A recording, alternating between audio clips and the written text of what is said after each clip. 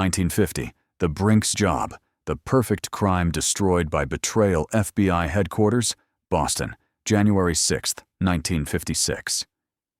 On January 6, 1956, the FBI believed the BRINK'S robbery was unsolvable.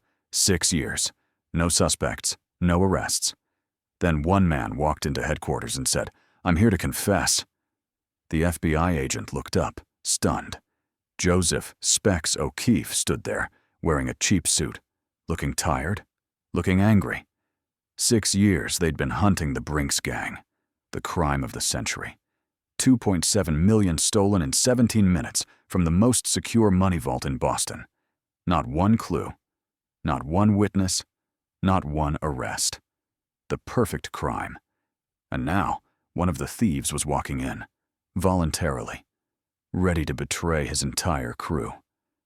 "Why now?" the agent asked. Specs smiled, a bitter, angry smile. "Because they tried to kill me." 3 weeks after the robbery, back in 1950, Specs had complained about his share. He'd talked to his girlfriend. Word got back to the crew. The crew decided he was a problem. They put out a contract. $5,000. Dead.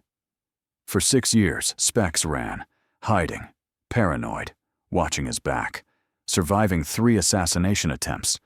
And then he realized something. If he was going to prison anyway, and he knew he was, he'd take them all with him. "I'll tell you everything," Specs said. "Names, dates, where the money is, everything. But I want immunity, and I want them to know it was me who talked."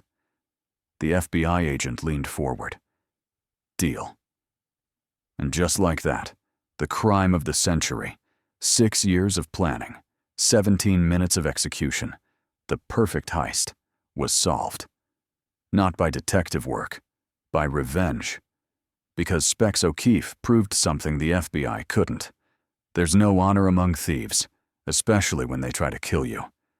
But to understand how the perfect crime fell apart, we need to go back 6 years, to January 17, 1950, when 11 men walked into BRINK'S headquarters in Boston and pulled off what the FBI would call the most professional robbery in American history.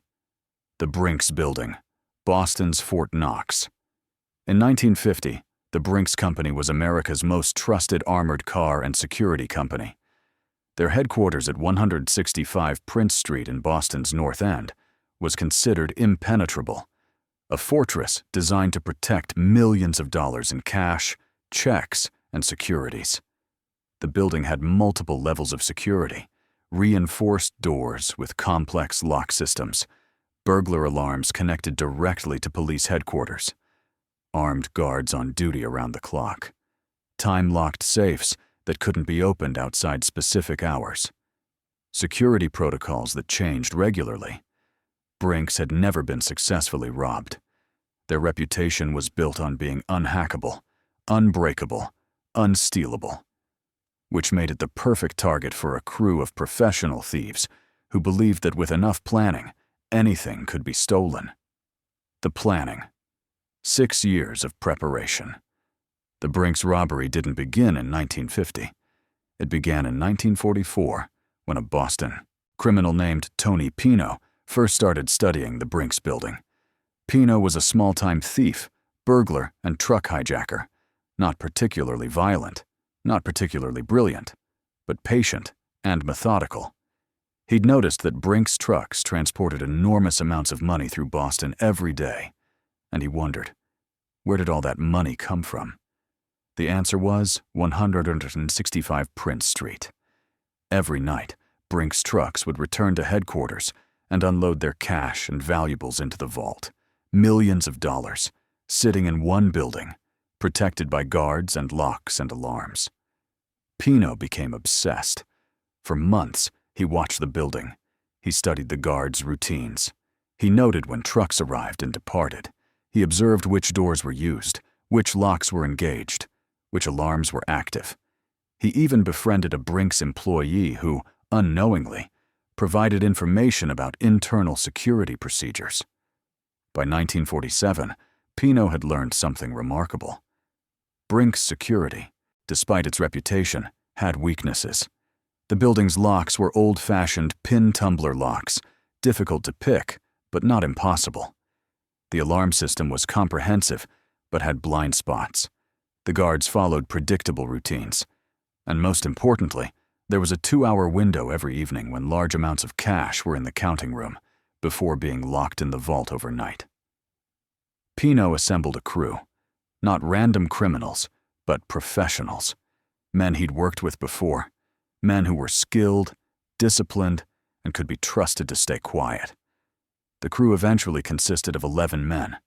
Tony Pino, the planner. Joseph Specs O'Keefe, the lock specialist. Stanley Gusciora, the burglar. Joseph McGinnis, the fence who'd sell the stolen securities. And 7 others, each with specific skills: lookouts, drivers, muscle.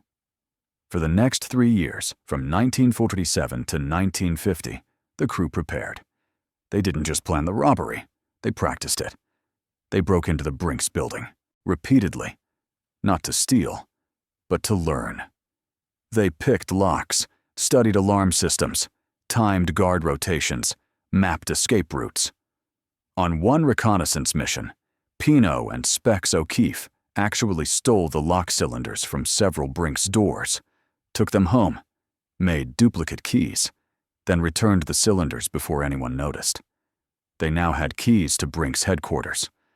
On another mission, they disconnected an alarm system to test response time. No police came. The alarm wasn't as sensitive as BRINK'S believed. By January 1950, the crew knew the BRINK'S building better than the guards who worked there. They knew which door to use, which hallway to take, where the counting room was, where the vault was, how long they had before guards checked each area. They'd rehearsed the robbery dozens of times in a rented warehouse, using a floor plan of the BRINK'S building. Every man knew his role. Every movement was choreographed. Every second was accounted for. They chose January 17, 1950, as the date. A Tuesday night. Payroll processing night, meaning maximum cash in the counting room. And they decided they'd do it in 17 minutes. January 17, 1950, the robbery. At 6:55 p.m., 7 men gathered in a rented truck parked 2 blocks from BRINK'S headquarters. They were already wearing dark chauffeur uniforms, the kind BRINK'S drivers wore. And they carried something unusual: Halloween masks, rubber masks of Captain Marvel characters. Cheap, silly-looking masks that would make them unidentifiable, but also, if anyone saw them, completely unthreatening. Who'd think men in Halloween masks were professional thieves? At 7:12 p.m., the crew approached 165 Prince Street. 1 man stayed with the truck, engine running, ready for quick escape. Another stood as a lookout at the corner of Prince and Commercial Streets, watching for police patrols or unexpected witnesses. The other 5 walked casually to the employee entrance at the rear of the building, looking like BRINK'S employees finishing a shift. Nothing suspicious, nothing memorable. Tony Pino used his duplicate key on the first door. The key turned smoothly. The lock clicked. The door opened.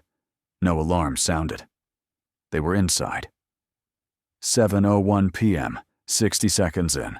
The crew moved quickly but quietly through the building, following the exact route they'd memorized and rehearsed dozens of times. Their footsteps were soft, their movements synchronized. They looked like a military operation, which, in a sense, it was.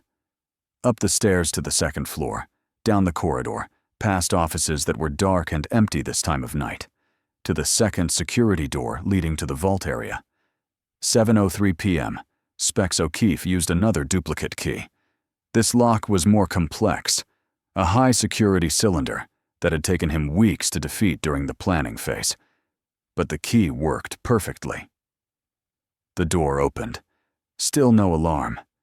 They were now inside the secure area of BRINK'S headquarters, the place that was supposed to be impenetrable. 7:05 p.m., 5 minutes in.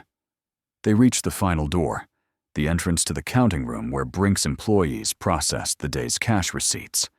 Through the small window in the door, they could see 5 BRINK'S employees working at tables. their backs turned, completely unaware. This was the moment of highest risk. Once they entered that room, there was no turning back. If anything went wrong, if an employee triggered an alarm, if a guard made an unexpected round, if police happened to be nearby, the whole operation would collapse. Tony Pino looked at his crew. Everyone nodded. Ready. Pino opened the door and walked in, gun raised, but not pointed aggressively. The other four followed, fanning out to cover all the employees. This is a robbery. Nobody moves. Nobody gets hurt. The BRINK'S employees froze, stunned. 5 men in chauffeur uniforms and absurd-looking Captain Marvel Halloween masks, holding guns, standing in what was supposed to be the most secure money facility in Boston. It was surreal, impossible, but undeniably real. The robbers worked with professional efficiency. They tied up the employees, not roughly, just effectively. They taped their mouths. They moved them to a back room. Then they turned to the money. Cash was everywhere, on tables, in bags, in carts waiting to be transferred to the vault. The robbers grabbed bags and started loading. Bills, coins, checks, securities, anything valuable. They worked fast but didn't rush. They didn't want to miss anything, but they also couldn't exceed their 17-minute window. At 7:12 p.m., 12 minutes into the robbery, one of the crew members signaled, "Time to leave." They'd filled multiple bags with cash and valuables. Enough. The crew walked out of the counting room, down the corridor, down the stairs, out the employee entrance, into the waiting truck, and drove away. The whole operation took 17 minutes. Not one shot fired. Not one alarm triggered. Not one person injured. By 7:17 p.m., the robbers were gone. The BRINK'S employees, still tied up, waited several minutes before freeing themselves and calling police. When police arrived and asked what was stolen, the employees couldn't give an exact figure. Too much cash. Too many bags. Too chaotic. It took BRINK'S 2 days to calculate the full loss. $2,175,395. 12. Equivalent to roughly $35 million today. The largest cash robbery in American history at that time. And the FBI had absolutely no idea who did it. The perfect getaway. The crew's discipline didn't end with the robbery. They'd planned the aftermath as carefully as the heist itself. The stolen money and securities were divided according to pre-agreed shares. Most of the cash was buried in various locations around Boston, hidden in backyards, basements, storage units. The crew agreed. Nobody spends big. Nobody buys flashy cars or takes expensive vacations. Nobody talks. For 6 months, maybe a year, everyone lives normally. Then, slowly, carefully, they'd start spending. The stolen securities, bonds, and checks were given to Joseph McGinnis, the crew's fence, to sell slowly over time. The truck was destroyed.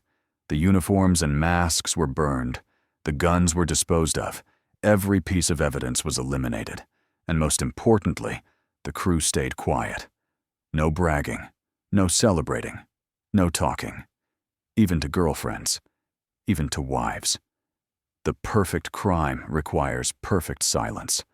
For weeks, then months, the FBI investigated. They interviewed BRINK'S employees who could only describe men in masks. They processed the crime scene, finding no useful evidence. They investigated known Boston criminals, finding nothing. They offered rewards for information. Nobody came forward. The case went cold. And Tony Pino's crew started to believe they'd gotten away with it. The problem: Specs O'Keefe. But 6 weeks after the robbery, problems emerged. Joseph Specs O'Keefe, the lock specialist who'd been crucial to the heist, started complaining. Specs had received his share, roughly $100,000. But he felt he deserved more. He'd done the hardest work, picking the locks, opening the doors. He'd taken the biggest risks, and $100,000, while substantial, wasn't enough. Not for what he'd risked. Specs started talking. Not to police, he wasn't that stupid, but to his girlfriend, to a few trusted friends, complaining about the split, hinting that he might demand a bigger share. Word got back to Tony Pino, and Pino made a decision that would eventually destroy them all. Specs was a problem. Specs was talking. Specs might talk more. Specs had to go. Pino put out a contract, $5,000 to whoever killed Joseph O'Keefe. The contract was accepted by Elmer "Trigger" Burke, a professional hitman from New York with a reputation for getting the job done. Burke was a sociopath, cold, methodical, and completely comfortable with murder. He'd killed before. He'd kill again.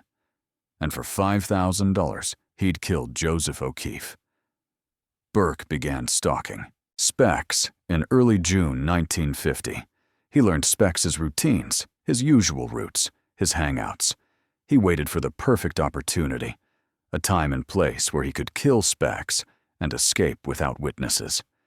On June 16, 1950, 5 months after the robbery, Burke found his moment. Specs was walking down a Boston street in the evening, heading to his car, alone, distracted. Burke stepped out from behind a parked truck, raised a Thompson submachine gun, and opened fire. The sound was deafening, a rapid-fire burst of .45 caliber bullets tearing through the quiet residential neighborhood. Specs heard the first shot, felt something punch his shoulder with tremendous force, and his body reacted before his brain could process what was happening. He dove for cover behind a parked car as more bullets slammed into metal, glass, and brick all around him. Burke fired approximately 20 rounds, the muzzle flash lighting up the street, the weapon's recoil forcing the barrel upward as he tried to keep. It aimed at his moving target. Specs was hit 3 times, shoulder, side, and leg. But adrenaline kept him moving. He scrambled behind the car, then ran, limping, bleeding, but alive, into a nearby alley. Burke, assuming he'd killed his target, didn't pursue. He dropped the machine gun in a trash bin and disappeared into the night. Specs collapsed in the alley, blood pooling beneath him, and realized with absolute certainty his own crew had just tried to murder him. Passers-by found him minutes later and called an ambulance. Specs spent weeks in the hospital, recovering, knowing exactly who'd ordered the hit and why. Tony Pino had decided Specs was expendable, and that meant war. When Specs got out of the hospital, he did what any rational criminal would do. He ran. He left Boston, changed his name, moved constantly, stayed off the grid. For the next 6 years, Specs O'Keefe lived in hiding, paranoid, always looking over his shoulder, knowing his former partners wanted him dead. Meanwhile, the FBI investigation continued going nowhere. The statute of limitations, a ticking clock. In Massachusetts in 1950, the statute of limitations for robbery was 6 years, meaning that if the FBI didn't make arrests within 6 years of the BRINK'S robbery, the thieves could never be prosecuted. The clock was ticking. January 17, 1956 would be the deadline. After that date, even if the FBI identified the thieves, they'd be legally untouchable. By 1955, the FBI was desperate. They'd investigated thousands of leads, interviewed hundreds of suspects, spent countless hours on the case, and they had nothing. The BRINK'S job was about to become the perfect unsolved crime. Then, in January 1956, days before the statute of limitations expired, Joseph O'Keefe walked into FBI headquarters. The confession, January 6, 1956. Specs O'Keefe had spent 6 years running, hiding, surviving. He'd survived 3 more assassination attempts after the first. He'd been arrested on unrelated charges in Pennsylvania and was facing prison time anyway. And he'd realized something. If he was going to prison, he might as well take his revenge on the men who'd tried to kill him. So he walked into the FBI office and confessed. He told them everything: the planning, the robbery, The crew members, the duplicate keys, the buried money, the attempted murders, everything. The FBI agents couldn't believe what they were hearing.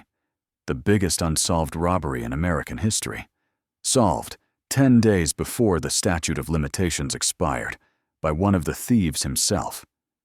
Specs made a deal, limited immunity in exchange for testimony.